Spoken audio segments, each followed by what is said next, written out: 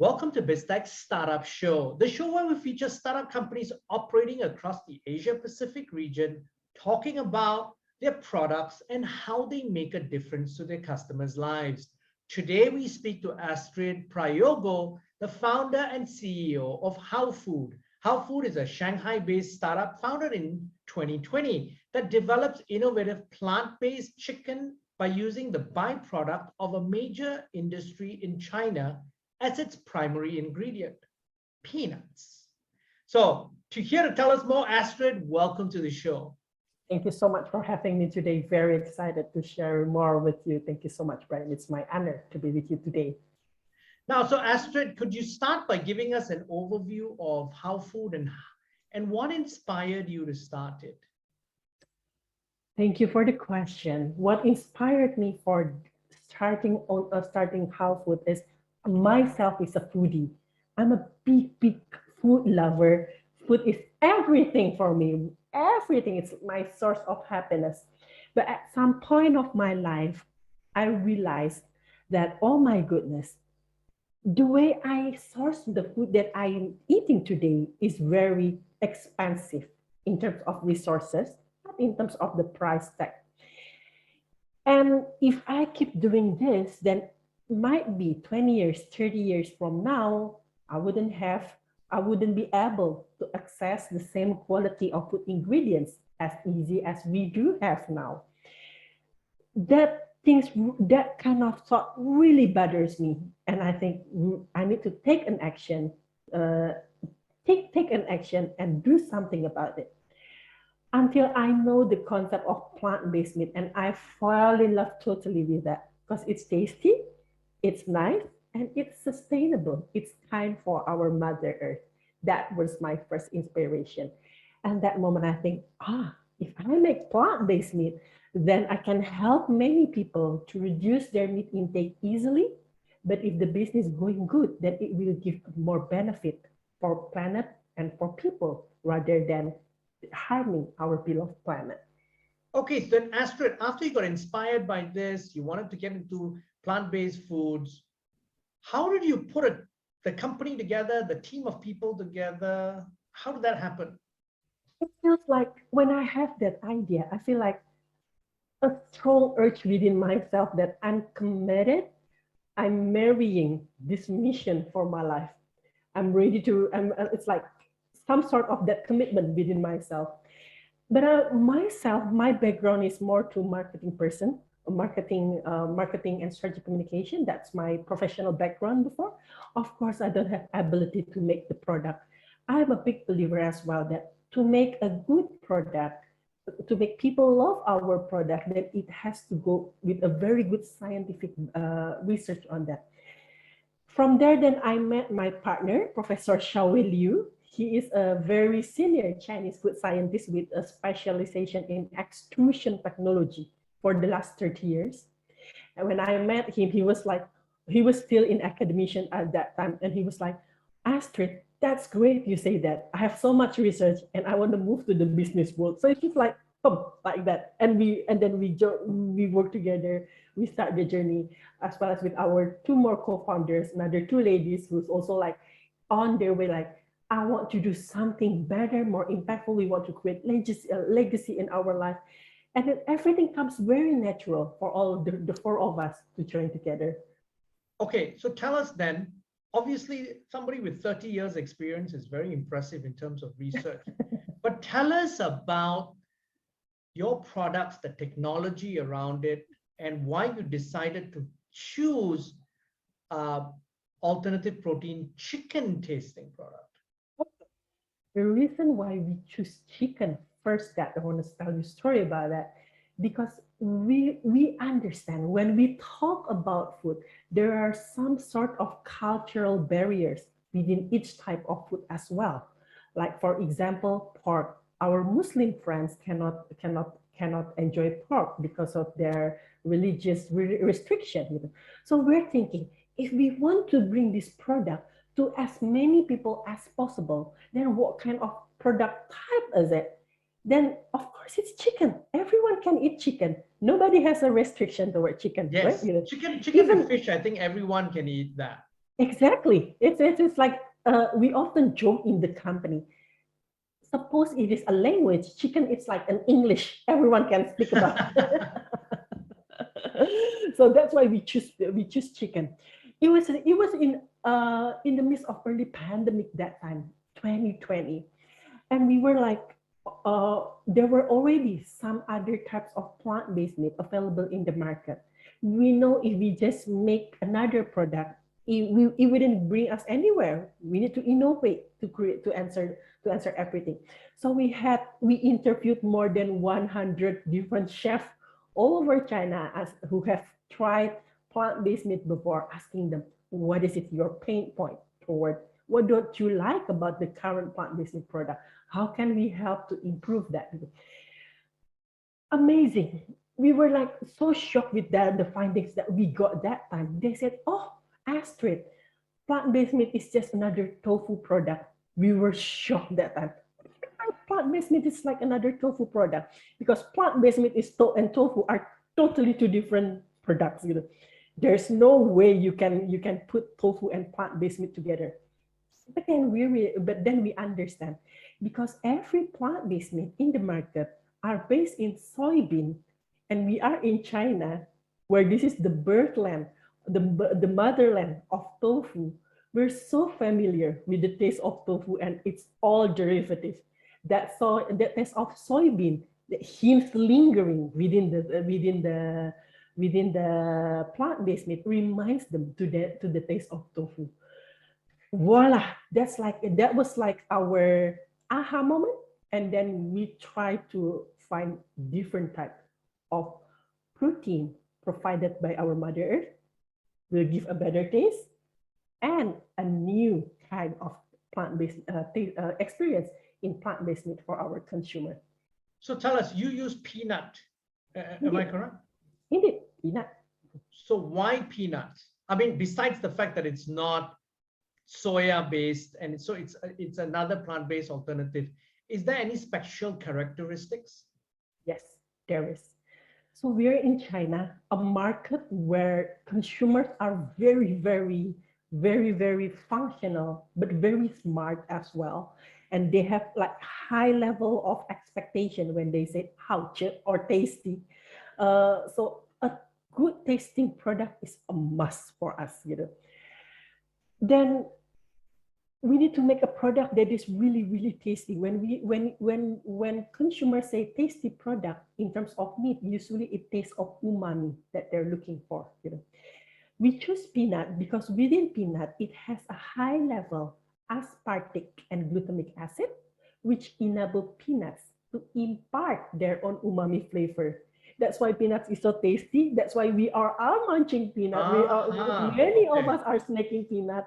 And then that's why, that's also the trick that we have in Southeast Asia, right? When we make satay, it's just satay. If it is just the meat, then just meat. But the moment we put peanut sauce on top of it, voila, everything becomes different story.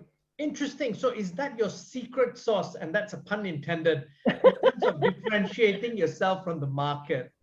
Yes, we want to give consumer more variety. We want to see more smiles in consumers' face when they're eating plant-based meat. We want to see more aha moment when people are eating plant-based meat.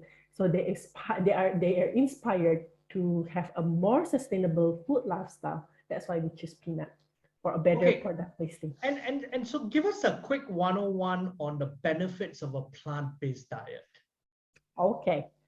One-on-one for sure. The first one is plant-based diet definitely will help us better with our digestive. That's for a definite one, because every plant protein contains high level of fiber. That's first that we must remember. And then with plant-based meat product, also they don't also have the additional hormones. They don't also have the any antibiotic. Most of the plant-based meat products are zero in cholesterol, zero in trans fat as well at the same time.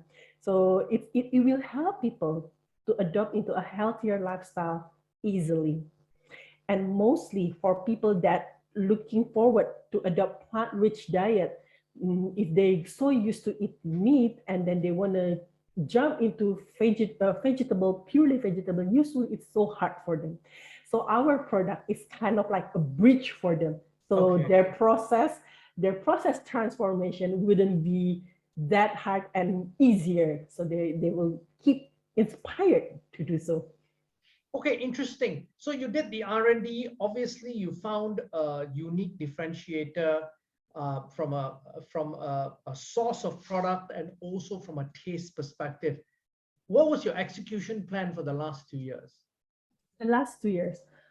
So we had our research completed in 2020, and then at Q2 2021, we were exactly the same, April 2021, we were start bringing our product, testing it to the market in 5 different restaurants. And per today, we are already available at more than 250 different restaurants all across China. Okay, so your strategy has been to work with restaurants and not go to retail first? Yes, we go to restaurant first rather than to retail first.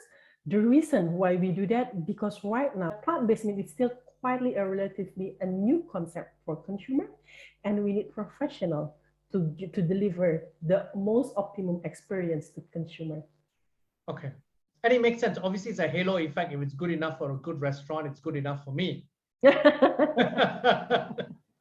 Would love you to try ours sometimes.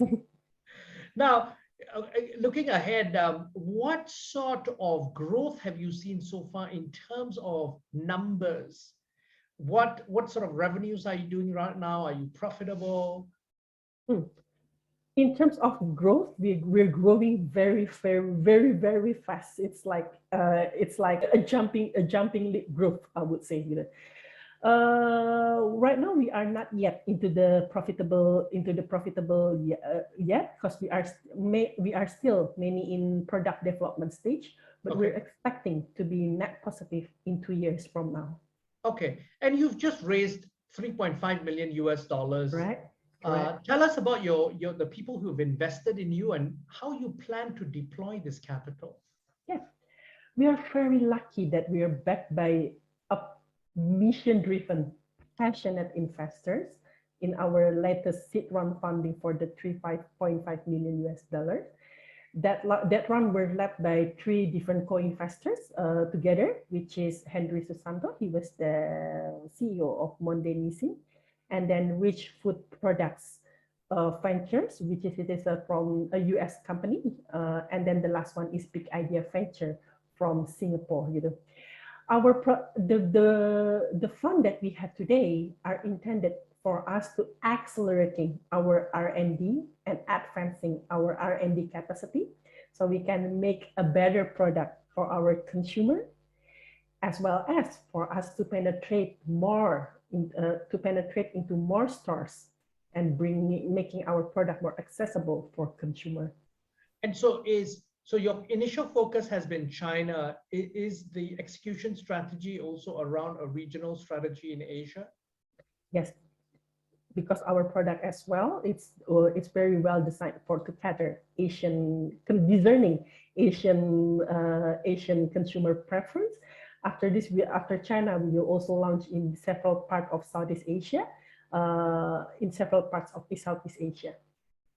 Astrid, so this has been obviously quite an interesting entrepreneurial journey. What do you think are some lessons that you can share with other entrepreneurs in terms of your journey? Wow, learnings. I think every day is a learning for us. But my most precious learning would be keep on innovating, and innovation doesn't stop only in terms of products, but for everything from end to end. That's the most important learning for us. Keep on innovating, because we actually answering the question of 30 years from now. So we definitely have to innovate, and we actually a small startup that just at the beginning of our journey, but our competitors are also bigger names. So we have to be very creative. We have to be very innovative. So innovation and creativity is our mantra. And Astrid, then on the other side of the equation, What do you think you would do differently? What was a mistake that you've done that you perhaps would have done differently doing it the second time round? Mm, doing it differently. I would be less afraid, I would say, because at first I was very concerned. Wow, bringing it from peanut, this is something brand new, and some people might be allergic to that, that. So I had some sort of what I say mental block. Should I do that? Should I do not do that? Although our study already shows go, but there were some fear within myself 1.5 years ago about that. Until then I read more data. Oh, it turns out allergen level in Asia for peanut, it's nothing. It's really nothing. So why are you worried? Just go ahead. Fantastic. Astrid, it's been a pleasure speaking to you. But before you leave, any final thoughts you'd like to leave us with? Any final thought about it?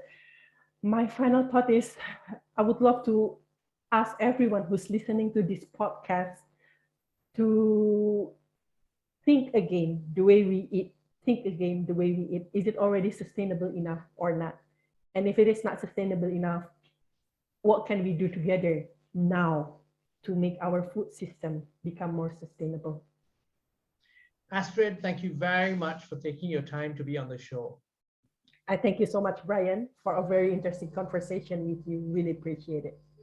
I'm Brian Fernandez, and we've been speaking to Astrid Prajogo, the founder and CEO of Haofood, on Biztech's Startup Show. This video and podcast will be on our social media platforms as well as our website, www.biztech.asia. Please like and subscribe to our various platforms.